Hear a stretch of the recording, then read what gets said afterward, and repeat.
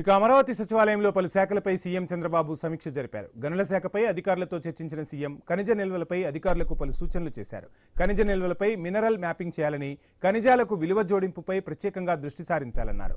Mineral wealth మార్కెట్పై క్యాపిటలైజేషన్పై ఉన్న అవకాశాలను అధ్యయనం చేయాలని ముఖ్యమంత్రి చంద్రబాబు అధికారులకు సూచించారు. టెక్నాలజీ వినియోగంతో కట్టుదిట్టంగా ఉచిత ఇసుక తవ్వకాల పర్యవేక్షణ ఉంచాలని, beach sand, rare earth minerals, ముడి ఇనుము లాంటి ఖనిజాల వాల్యూ అడిషన్ ద్వారా గరిష్టంగా రెవెన్యూ ఆర్జనకు ఆస్కారం ఉంటుందని సీఎం చంద్రబాబు సూచించారు.